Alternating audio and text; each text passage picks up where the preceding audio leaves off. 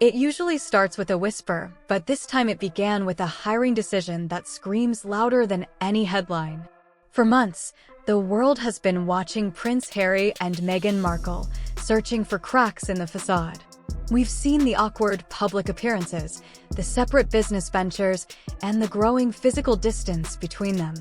But while everyone was focused on the failed Spotify deals and the public ridicule, something far darker was unfolding behind closed doors in Montecito. A specific move made in January signals that the end isn't just coming, it's already been planned. Meghan Markle has quietly rehired Sunshine Sachs. To the average person, it's just a PR firm. But in Hollywood, Sunshine Sachs is known for one thing: aggressive, high-stakes divorce management. They're the fixers you call 90 days before you drop the bomb. So why now? And why does veteran royal biographer Tom Bower say that Prince Harry is walking into a trap he doesn't even see coming? The answer, it turns out, has been hiding in a legal document signed years ago, a document with a specific clause on page 14 that changes absolutely everything: who owns the money, the house, and even the children. Prince Harry thinks he's fighting the British press, but the real battle is happening in his own living room, and he's already lost. Before we open the legal files, you need to understand why these new revelations are sending shivers down the spines of the royal family. This isn't internet speculation from a basement blogger. This is Tom Bower. In the world of investigative journalism, Tom Bower is known simply as the Hunter. He is a former barrister and BBC journalist who has spent 4 decades dismantling the reputations of untouchable billionaires and tycoons. He didn't just write books, he built legal cases. When Tom Bower writes about Robert Maxwell or Simon Cowell, he doesn't rely on anonymous sources that disappear into thin air. He interviews the people who are actually in the room: the lawyers, the accountants, the fired assistants. For his investigation into the Sussex marriage, Tom Bower conducted more than 80 interviews with direct witnesses. He spoke to palace staff who were bullied, Hollywood agents who saw the contracts, and most importantly, the legal minds who understand the complex web of Sussex finances. So when Tom Bower says there is a poison pill buried inside the Sussex marriage contract, he isn't guessing. He is reporting on a document he has likely verified through the very people who drafted it. And what he found contradicts every romantic story we've been told about their union. It suggests that while Prince Harry was playing the role of the protective husband, a legal cage was being built around him, one bar at a time. Most people assume that because Prince Harry is a prince, his assets are protected by the ironclad laws of the British monarchy. In the UK, royal prenuptial agreements are designed to protect the crown.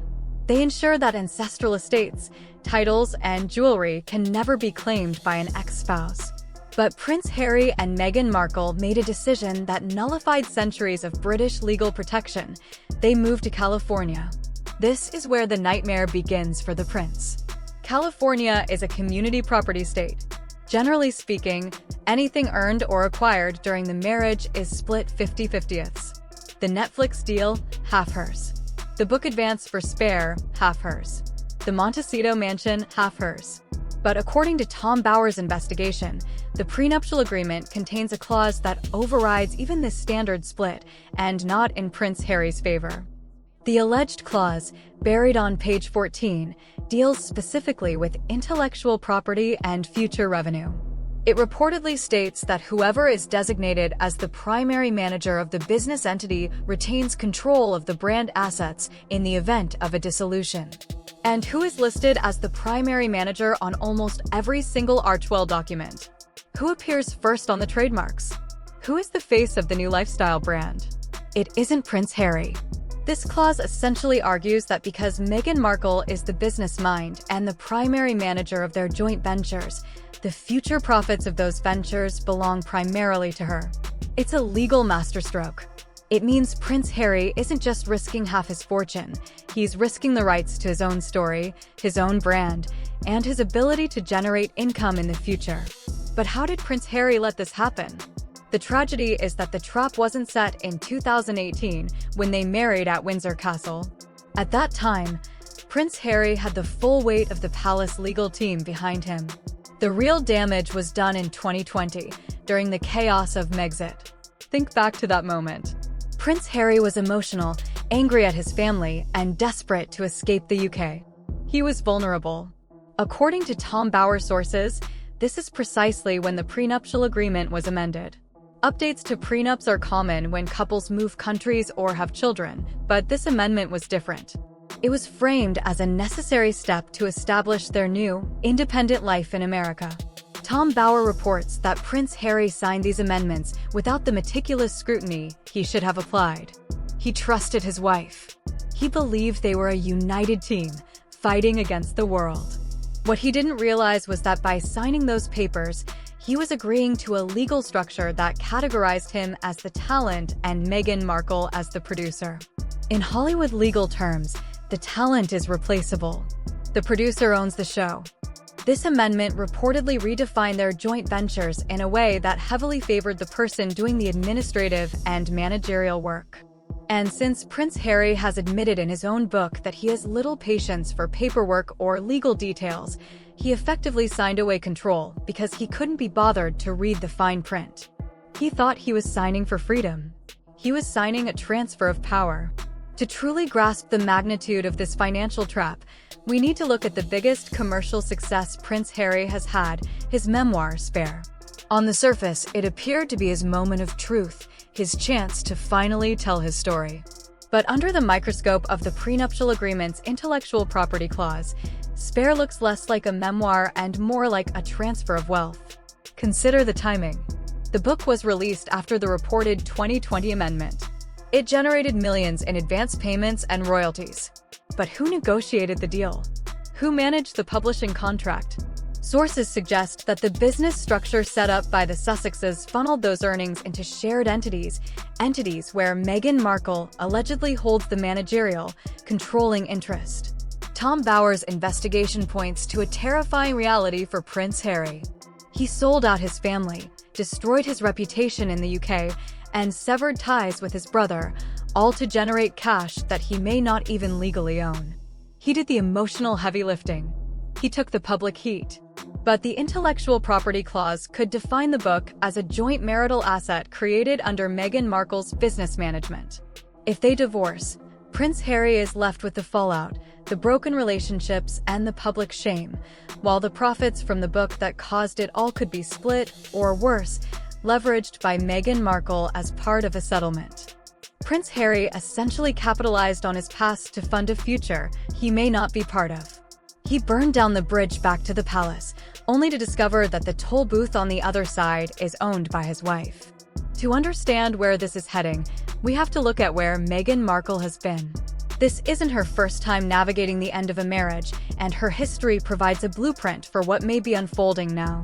When Meghan Markle divorced her first husband, producer Trevor Engleson, friends described it as a bolt from the blue.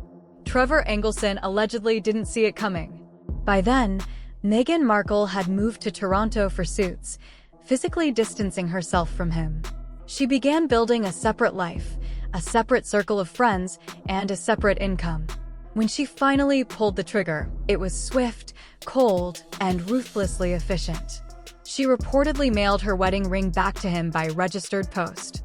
Sources cited by Tom Bower from that era describe Meghan Markle as meticulous during the divorce negotiations. She left nothing to chance. She ensured a clean break, one where she kept her earnings and her independence. Now look at the current landscape with Prince Harry. The same pattern appears to be emerging. She is building a separate life. The launch of American Riviera Orchard is a solo venture. The trademark is in her name. The new podcast deal with Lemonade Media is hers, not theirs. Step by step, she is uncoupling her financial identity from Prince Harry's. She is building a lifeboat that can float on its own when the SS Sussex finally sinks. And the rehiring of Sunshine Sachs mirrors her earlier playbook with Trevor Engleson, shaping the public narrative before the legal filing ever reaches the desk. Let's talk about the numbers, because they're terrifying for Prince Harry. The headlines screamed about a $100 million Netflix deal and a $20 million Spotify deal, but industry insiders know those figures were ceilings, not guarantees. You only receive the full amount if you deliver hit after hit. They didn't. Spotify ultimately canceled the contract, publicly branding the couple as grifters. Netflix, meanwhile, has reportedly downgraded its agreement to a first-look deal after disappointing content output. So where is the money they did receive? Tom Bauer estimates that the couple may have received an initial payout of roughly $40 million to cover production costs, staffing, and fees. But that money comes with a brutal burn rate: private security teams, private jet travel, PR retainers, and the massive mortgage on the Montecito estate. That cash is evaporating fast. Here's the catch. According to Tom Bauer, much of the remaining liquid capital may have been moved into accounts and trusts structured for protection. If Prince Harry has been funding their lifestyle using his inheritance, which would normally be considered separate property, but then commingled those funds with joint accounts to pay for shared assets like the house, he may have unintentionally converted private royal inheritance into community property. If that happened, Meghan Markle could be legally entitled to half of the money left to Prince Harry by his mother. The financial restructuring that appears to have taken place since 2022 looks carefully designed to ensure that if a split occurs, Prince Harry walks away with the liabilities, while Meghan Markle retains the assets. While lawyers may already be sharpening their knives, the emotional reality of the marriage has reportedly reached rock bottom. This is no longer just rumor. The physical separation is becoming visible. Reports from Radar Online and other outlets claim that Prince Harry now maintains a permanent room at San Vicente Bungalows, a private members club in Los Angeles, and frequently stays at a nearby hotel simply to escape the tension at home. Inside the Montecito mansion, sources allege the couple are sleeping in separate bedrooms. This isn't just a cooling romance, it's two people living on completely different wavelengths. Prince Harry is reportedly lonely, missing his old friends, and consumed by his legal battles in the UK. He spends hours on Zoom calls with lawyers, reliving past grievances and unresolved trauma. Meghan Markle, by contrast, is focused on the future, her future. She is reportedly frustrated by Prince Harry's fixation on the past. Her ambitions lie in becoming a Hollywood power broker, a billionaire brand mogul. And Prince Harry's public image as a perpetual victim is, by some accounts, bad for business. The reported failure of the With Love, Meghan campaign and the backlash surrounding her jam brand have placed her under intense pressure. And according to sources familiar with her past behavior, when Meghan Markle feels pressure, she looks for a scapegoat. Right now, the person allegedly dragging down her brand is the moody prince occupying the guest room. And the separation isn't just happening in their bank accounts. It has also unfolded systematically in Prince Harry's social life. Experts in high-conflict divorces often call this the isolation strategy. Look at who is still standing around Prince Harry today. Where are the old Etonians? Where are the friends he grew up with? Where are the ushers from his wedding? Tom Skippy Inskip, one of his oldest friends, was reportedly cut off the moment he questioned the speed of the relationship. His inner circle from the military has largely disappeared. Even communication with his own family is virtually non-existent. Prince Harry is now living in a country where he has no shared history, no lifelong friendships, and no real support system other than the people on Meghan Markle's payroll. This is a critical reason why divorce predictions centered around 2026 feel so potent. In a custody fight or a high-stakes divorce, isolation is leverage. Prince Harry has nowhere to go. If he leaves the Montecito house, he goes to a hotel. He can't run back to his father after attacking his wife in a book. He can't stay with Prince William because they're no longer speaking. He is completely untethered. That makes him psychologically vulnerable. When you have no one to bounce ideas off, no one to say, "That doesn't sound right," you become dependent on your partner's version of reality. Tom Bauer suggests that Prince Harry's confusion and misery stem directly from having his entire social ecosystem replaced by Hollywood agents and PR fixers who ultimately answer to Meghan Markle. He isn't just a husband in a failing marriage. He's a man stranded on an island, and the tide is rising fast. But money and houses are just things. The true nuclear component of any divorce will be the children, Archie and Lilibet. This is Prince Harry's worst nightmare. Under international law, habitual residence determines custody jurisdiction. The children live in California. They attend school in California. Their doctors are in California. If a divorce happens, the case will be heard in a California court, not a British one. California courts heavily favor the primary caregiver. If Prince Harry tries to return to the UK, something sources say he desperately wants, he cannot take the children without Meghan Markle's consent. And she will never give it. Tom Bower's investigation suggests that Meghan Markle holds all the cards. She knows Prince Harry will never leave his children behind. By anchoring them in California, she anchors him to a place he dislikes, trapping him in a legal jurisdiction where he is structurally disadvantaged. If he wants to see his children, he plays by her rules. The prenuptial agreement may outline custody frameworks, but judges always rule based on the best interests of the child at the time of divorce. And no California judge is going to approve uprooting young children from their mother to move them to a country they barely know. Prince Harry is effectively a hostage to his own fatherhood. Finally, there is one asset that may matter more to Meghan Markle than the Montecito mansion or Netflix residuals: the title. You might assume that in a divorce, she would lose it. Wrong. This is where British peerage law collides with branding ambition. When Sarah Ferguson divorced Prince Andrew, she remained Sarah, Duchess of York. When Princess Diana divorced King Charles, she remained Diana, Princess of Wales. She lost the HRH style, but not the Royal Association. Meghan Markle knows this precedent inside out. Sources indicate that retaining the Duchess of Sussex title is a non-negotiable red line for her. Why? Because Meghan Markle is a former actress from a basic cable legal drama. The Duchess of Sussex is a global brand capable of commanding six-figure speaking fees.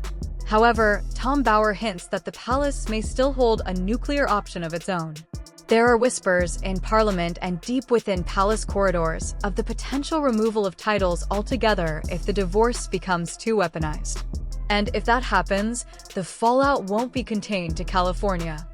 If Prince Harry is stripped of his dukedom, Meghan Markle doesn't become Princess Meghan. She becomes Princess Henry. It's a quirk of royal styling. The wife takes the husband's first name. Imagine the branding nightmare. A self-styled feminist icon professionally known as Princess Henry.